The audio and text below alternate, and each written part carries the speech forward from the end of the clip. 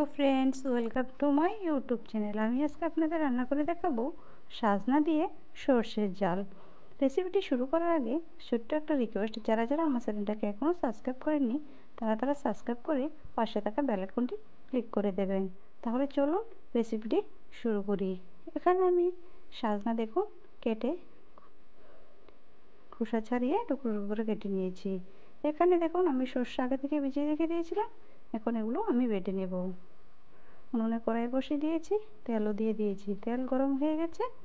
এখন আমি এর মধ্যে দিয়ে দেব কিছু সর্ষে।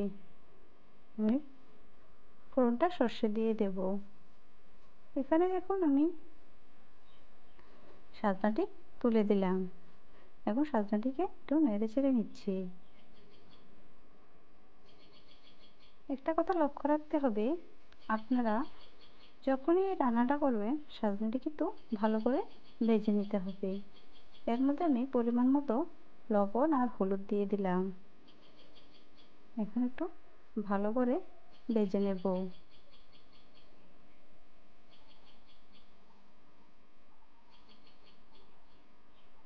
ঢাকনা দিয়ে দিলাম 2 মিনিটের জন্য। 2 মিনিট পর ঢাকনাটা তুলে নিলাম। এখন আবারও একটু নাড়াচাড়া করে নিচ্ছি।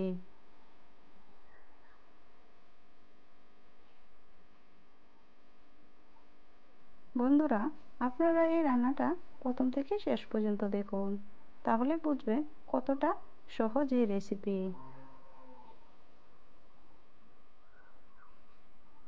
ভাজা হয়ে গেছে দেখুন। এখানে কাঁচা লঙ্কা আর একটু আদা আমি পেস্ট করে রেখে দিয়েছিলাম, এটা দিয়ে দিলাম। এটাও আমি একটু ভেজে নেব সাজনা ডাঁটার সাথে।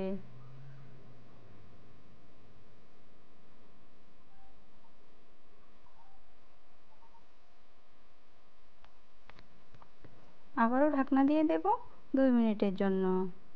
2 মিনিট পর ঢাকনাটা তুলে নিলাম। আরও একবার ভেজে নিচ্ছি।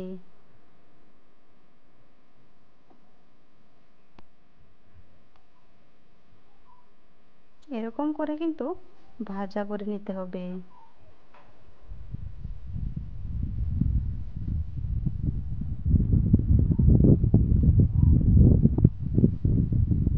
এখন এর মধ্যে আমি হাফ চামচ পরিমাণে চিনি অ্যাড করব। চিনিটা দিলে দারুণ লাগে খেতে। আবার একটু ভেজে নিচ্ছি।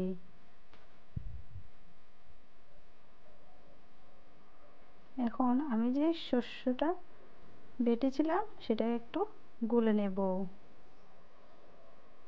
দেখুন আরও একটু জল মিশিয়ে দিলাম। শস্যটা ভালো করে গুলে নিচ্ছি। আমি সাদা শস্য নিয়েছি, আপনারা চাইলে কালো শস্য নিতে পারেন। দেখুন একটু ভালো করে গুলে নিলাম। এখন শস্যটা আমি এর মধ্যে দিয়ে দেব।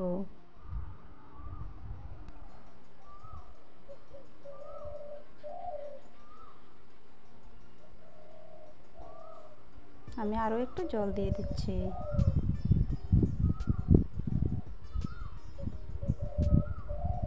জলটা কম হয়েছে, আরও একটু দিয়ে দিলাম।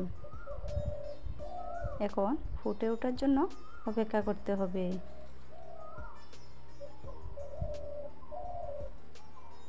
দেখুন ফুটে উঠেছে।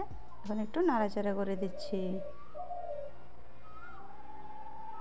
তাহলে বন্ধুরা, আপনাদের যদি রেসিপিটি ভালো লেগে থাকে তাহলে প্লিজ একটা লাইক করে কমেন্ট করে জানাবেন। আপনারা বাড়িতে এভাবে রান্না করে খাবেন। রোজ রোজ একঘেয়ে সাদা ঝোল খেতে একদমই ভালো লাগে না। তাই আমি আজকে এই রেসিপিটা রান্না করলাম।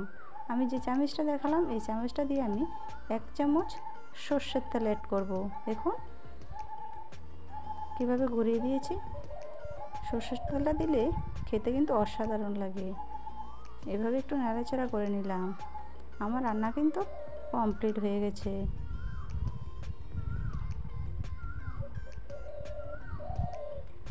এখন কিন্তু আমি নামিয়ে নেব। আমি একটা বাটি নিয়েছি, এই বাটির মধ্যে নামিয়ে নিলাম। দেখুন কতটা সুন্দর হয়েছে। গরম ভাতের সাথে তো একদম অসাধারণ লাগে। তাহলে বন্ধুরা বাড়িতে অবশ্যই ট্রাই করবেন।